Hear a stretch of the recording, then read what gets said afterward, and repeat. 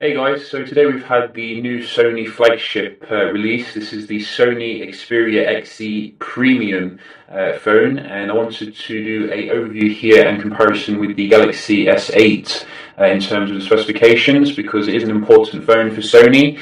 And I got to say, I'm quite surprised at how good the actual phone is in terms of the specifications.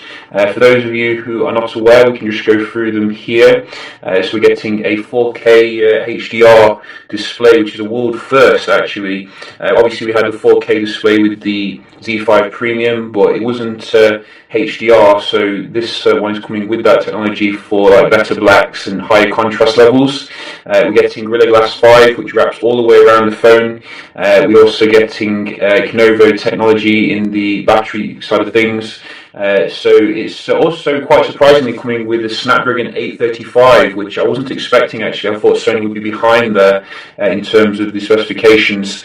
So very nice high-end flagship here. You're getting the latest Sony sensor as well, the IMX400 with a 19 megapixel camera. So very high-end, nice, fresh kind of phone here. That's what we want to see.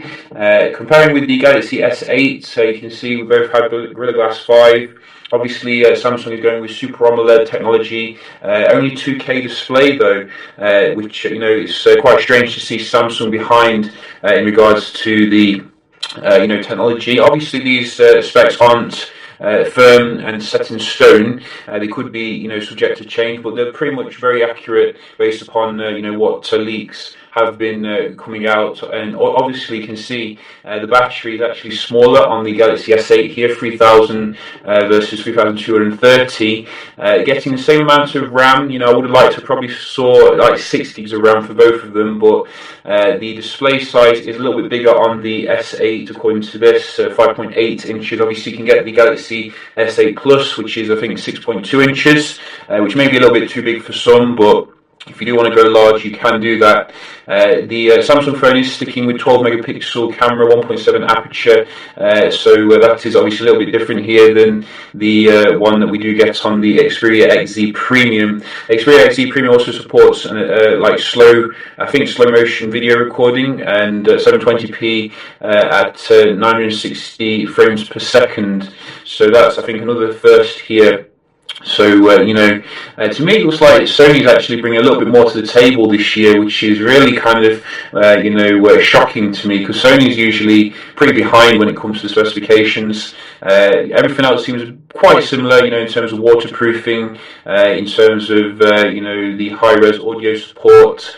I'm pretty excited here, I've got to say, for the latest Sony flagship, because we are, Team Sony here. We want Sony to do well, and it looks like it's going to be coming with the latest operating system as well, Android 7.1. The only thing which is a bit annoying about Sony is that sometimes they don't make their phone available very quickly, so they'll announce it and then release it like 4 months down the line when everyone's forgotten about it. So hopefully they can get the phone out pretty soon, and also make the fingerprint scanner available everywhere. I don't know why they seem to not be able to do that, but it looks like a pretty awesome flagship nevertheless. Let me know what you think. Do you think it's a return to form here by Sony? Do let me know, and I will see you in the next one. Cheers.